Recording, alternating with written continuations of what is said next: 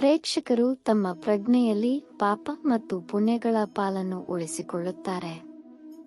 ಆತ್ಮವು ಯಮಲೋಕವನ್ನು ತಲುಪಿದಾಗ ಚಿತ್ರಗುಪ್ತನು ನಮ್ಮ ಎಲ್ಲಾ ಕರ್ಮಗಳ ಖಾತೆಯೊಂದಿಗೆ ಇರುತ್ತಾನೆ.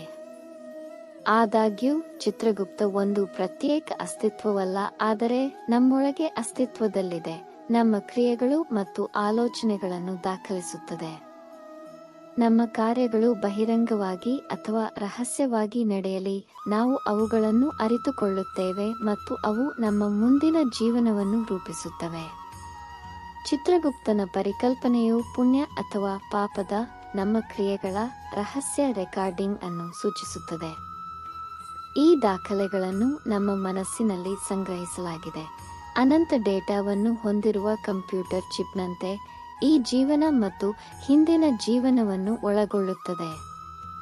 ಮರಣದ ಸಮಯದಲ್ಲಿ ಈ ದಾಖಲೆಗಳು ಹೊರಹೊಮ್ಮುತ್ತವೆ, ನಮ್ಮ ಮುಂದಿನ ಜನ್ಮದ ವಯಸ್ಸು ಮತ್ತು ಸಂತೋಷಗಳ ಮೇಲೆ ಪ್ರಭಾವ ಬೀರುತ್ತವೆ.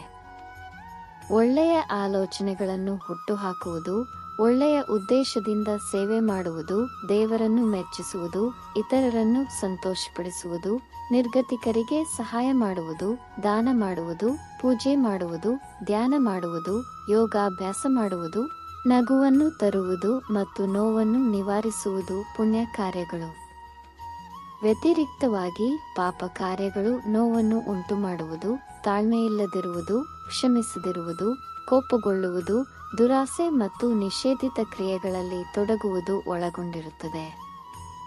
ಶ್ರೀಕೃಷ್ಣ ಗೀತಾದಲ್ಲಿ ಸಂತೋಷ ಮತ್ತು ದುಃಖ, ಲಾಭ ಮತ್ತು ನಷ್ಟ, ಖ್ಯಾತಿ ಮತ್ತು ಅಪಖ್ಯಾತಿಯಿಂದ ಮೇಲೇರಲು ಸಲಹೆ ನೀಡುತ್ತಾನೆ.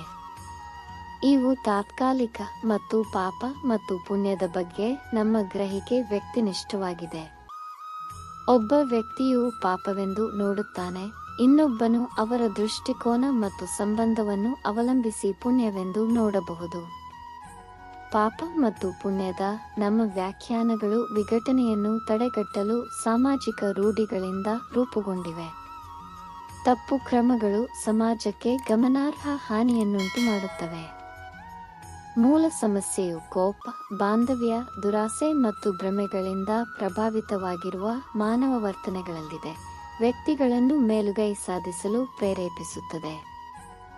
ದೇವರ ಬಗ್ಗೆ ನಮ್ಮ ತಿಳುವಳಿಕೆಯು ವ್ಯಕ್ತಿನಿಷ್ಠವಾಗಿದೆ, ಆಗಾಗ್ಗೆ ನಮ್ಮದೇ ಗುಣಲಕ್ಷಣಗಳು ಮತ್ತು ಭಾವನೆಗಳನ್ನು ಪ್ರತಿಬಿಂಬಿಸುವ ದೇವತೆಯನ್ನು ಸೃಷ್ಟಿಸುತ್ತದೆ.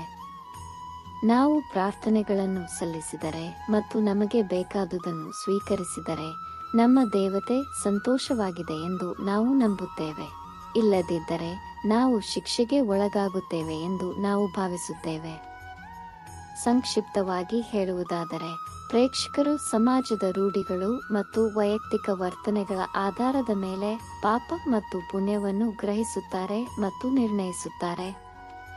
ಈ ತಿಳುವಳಿಕೆಯು ಈ ಜೀವನದಲ್ಲಿ ಮತ್ತು ಭವಿಷ್ಯದಲ್ಲಿ ನಮ್ಮ ಕ್ರಿಯೆಗಳು ಮತ್ತು ಅವುಗಳ ಪರಿಣಾಮಗಳನ್ನು ರೂಪಿಸುತ್ತದೆ. ನಾವು ಸಾಮಾಜಿಕ ಜೀವಿಗಳು ಮತ್ತು ನಮ್ಮ ಸುರಕ್ಷತೆ ಮತ್ತು ಯೋಗಕ್ಷೇಮಕ್ಕೆ ಸಮಾಜವು ಅತ್ಯಗತ್ಯ. ಪುಣ್ಯವು ತನ್ನ ಅಸ್ತಿತ್ವವನ್ನು ಕಾಪಾಡಿಕೊಳ್ಳಲು ಸಹಾಯ ಮಾಡುತ್ತದೆ, ಆದರೆ ಪಾಪವು ಹಾನಿಯನ್ನುಂಟು ಮಾಡುತ್ತದೆ.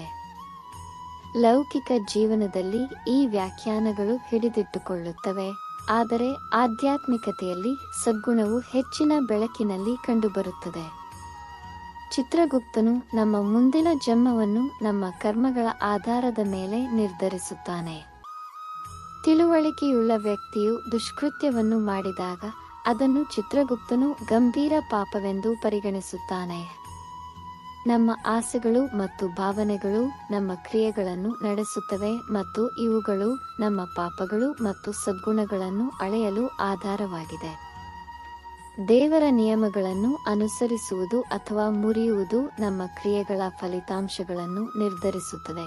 ಆದ್ದರಿಂದ ದೈವಿಕ ನ್ಯಾಯದಲ್ಲಿ ನಂಬಿಕೆಯು ವ್ಯಕ್ತಿಗಳು ಮತ್ತು ಸಮಾಜಕ್ಕೆ ಪ್ರಯೋಜನಕಾರಿಯಾಗಿದೆ. ಗರುಡ ಪುರಾಣದಲ್ಲಿ ಚಿತ್ರಗುಪ್ತನು ಪ್ರತಿ ಜೀವಿಯ ಒಳ್ಳೆಯ ಮತ್ತು ಕೆಟ್ಟ ಕಾರ್ಯಗಳನ್ನು ದಾಖಲಿಸುವ ದೇವತೆ ಎಂದು ವಿವರಿಸಲಾಗಿದೆ, ಮತ್ತು ಈ ದಾಖಲೆಯ ಆಧಾರದ ಮೇಲೆ ಆತ್ಮಕ್ಕೆ ಸ್ವರ್ಗದಿಂದ ಪ್ರತಿಫಲವನ್ನು ನೀಡಲಾಗುತ್ತದೆ ಅಥವಾ ನರಕದಿಂದ ಶಿಕ್ಷೆಯಾಗುತ್ತದೆ. ಈ ಸಾಂಕೇತಿಕತೆಯು ಸಾಮಾನ್ಯ ಜನರಿಗೆ ಅರ್ಥ ಮಾಡಿಕೊಳ್ಳಲು ಮತ್ತು ಕೆಟ್ಟ ಕಾರ್ಯಗಳನ್ನು ತಪ್ಪಿಸಲು ಸಹಾಯ ಮಾಡುತ್ತದೆ. ವೈಜ್ಞಾನಿಕವಾಗಿ ಪ್ರತಿಯೊಂದು ಕ್ರಿಯೆಯು ಒಳ್ಳೆಯದು ಅಥವಾ ಕೆಟ್ಟದು ಚಿತ್ರಗುಪ್ತನ ದಾಖಲೆಗಳಂತೆಯೇ ನಮ್ಮ ಪ್ರಜ್ಞೆಯ ಮೇಲೆ ಒಂದು ಮುದ್ರೆಯನ್ನು ಬಿಡುತ್ತದೆ. ಚಿತ್ರಗುಪ್ತ ನಮ್ಮ ಆಂತರಿಕ ಪ್ರಜ್ಞೆಯಲ್ಲಿ ಕ್ರಿಯೆಗಳ ರಹಸ್ಯ ರೆಕಾರ್ಡಿಂಗ್ ಅನ್ನು ಸಂಕೇತಿಸುತ್ತದೆ. ಈ ದಾಖಲೆಗಳನ್ನು ನಿರಂತರವಾಗಿ ನಿರ್ವಹಿಸಲಾಗುತ್ತದೆ ಮತ್ತು ಪ್ರತಿಯೊಬ್ಬ ವ್ಯಕ್ತಿಯು ತನ್ನದೇ ಆದ ಚಿತ್ರಗುಪ್ತನನ್ನು ಹೊಂದಿದ್ದಾನೆ. ಅವರು ವಿಭಿನ್ನ ಜೀವಿಗಳಲ್ಲಿ ಒಂದೇ ರೀತಿ ಕಾರ್ಯನಿರ್ವಹಿಸುತ್ತಾರೆ.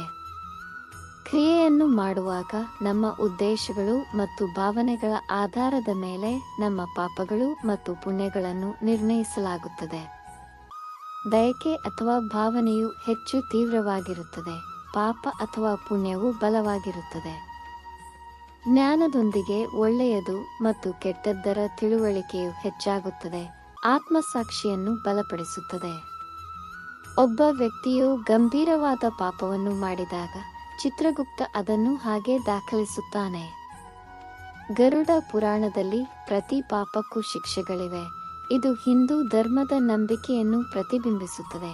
ಪಾಪಿಗಳು ಮರಣದ ನಂತರ ಶಿಕ್ಷೆಯನ್ನು ಪಡೆಯುತ್ತಾರೆ. ಯಮದೂತರು ಯಮರಾಜನಿಗೆ ಆತ್ಮವನ್ನು ಪ್ರಸ್ತುತಪಡಿಸುತ್ತಾರೆ ಮತ್ತು ಚಿತ್ರಗುಪ್ತನು ನರಕದ ಪ್ರಕಾರ ಮತ್ತು ಭವಿಷ್ಯದ ಜನ್ಮವನ್ನು ಒಳಗೊಂಡಂತೆ ಮರಣಾನಂತರದ ಜೀವನದಲ್ಲಿ ಅವರ ಭವಿಷ್ಯವನ್ನು ನಿರ್ಧರಿಸಲು ಅವರ ಕಾರ್ಯಗಳ ಖಾತೆಯನ್ನು ಪ್ರಸ್ತುತಪಡಿಸುತ್ತಾನೆ.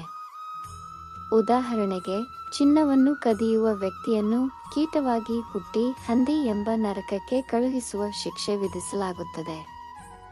ವಿವಿಧ ರೀತಿಯ ಕಳ್ಳತನವು ವಿವಿಧ ಜನ್ಮಗಳು ಮತ್ತು ಶಿಕ್ಷೆಗಳಿಗೆ ಕಾರಣವಾಗುತ್ತದೆ.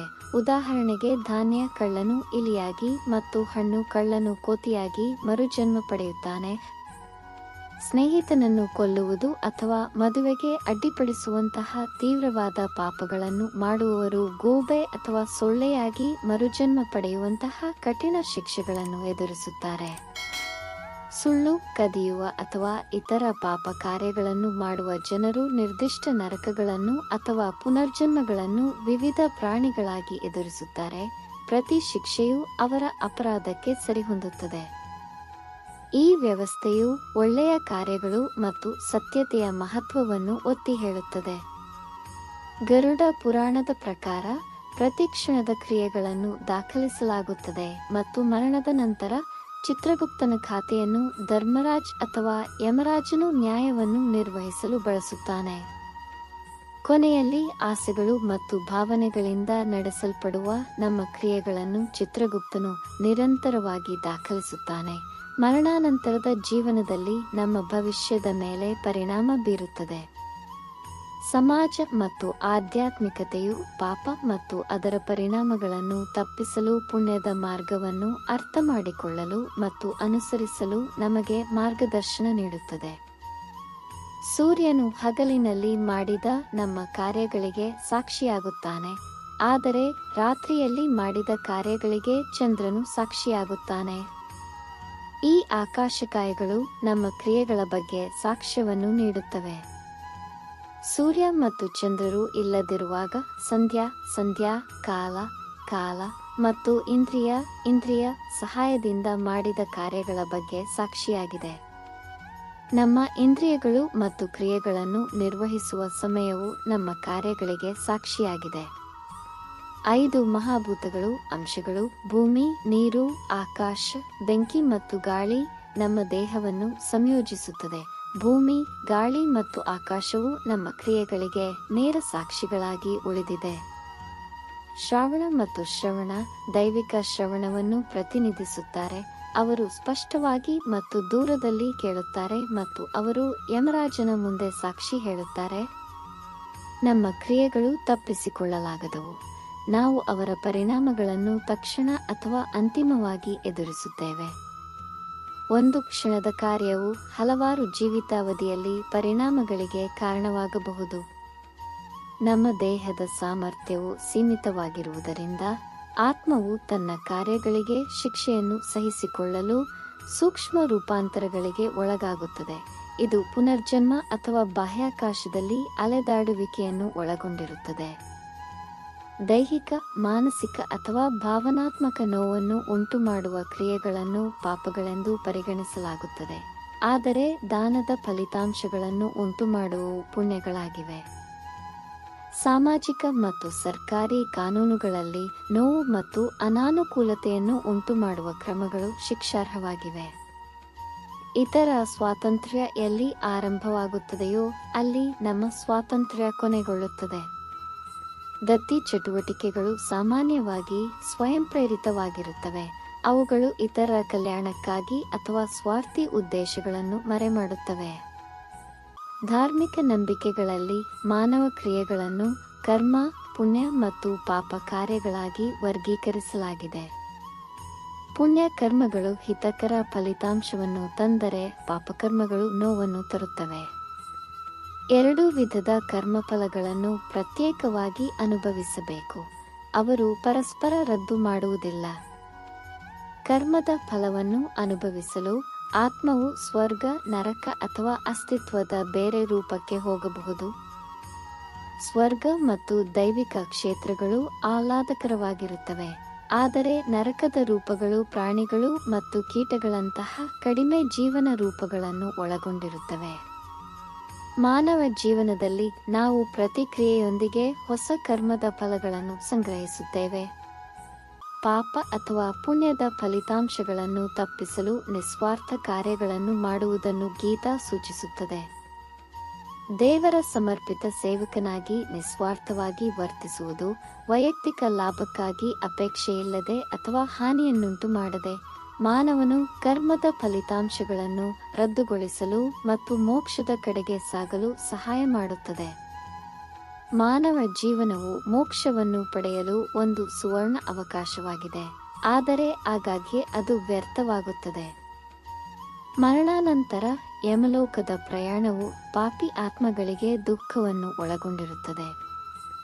ಸಾವು ಅನಿವಾರ್ಯ ಸತ್ಯ ಮತ್ತು ಆತ್ಮವು ಅಮರವಾಗಿರುವುದರಿಂದ ಮತ್ತೊಂದು ಸ್ಥಿತಿಗೆ ಪರಿವರ್ತನೆಯಾಗುತ್ತದೆ.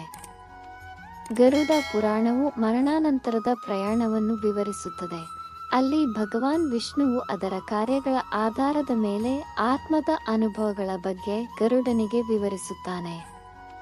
ಪಾಪಗಳು ಮತ್ತು ಪುಣ್ಯಗಳನ್ನು ಗಣನೆಗೆ ತೆಗೆದುಕೊಳ್ಳಲಾಗುತ್ತದೆ ಮತ್ತು ಆತ್ಮವು ಅದರ ಪ್ರಯಾಣದ ಉದ್ದಕ್ಕೂ ಮಾರ್ಗದರ್ಶನ ಪಡೆಯುತ್ತದೆ.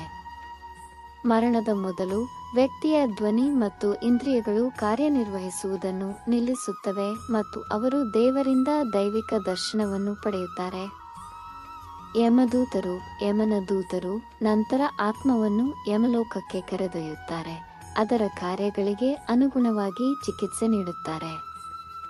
ಆತ್ಮವು ಮರಣದ ನಂತರ 3 ಮಾರ್ಗಗಳನ್ನು ಹಾದು ಹೋಗುತ್ತದೆ. ಕಮಾನಿನ ಹಾದಿ ಒಳ್ಳೆಯ ಕಾರ್ಯಗಳನ್ನು ಮಾಡಿದವರಿಗೆ ದೇವಲೋಕ ಮತ್ತು ಬ್ರಹ್ಮಲೋಕಕ್ಕೆ ಕಾರಣವಾಗುತ್ತದೆ.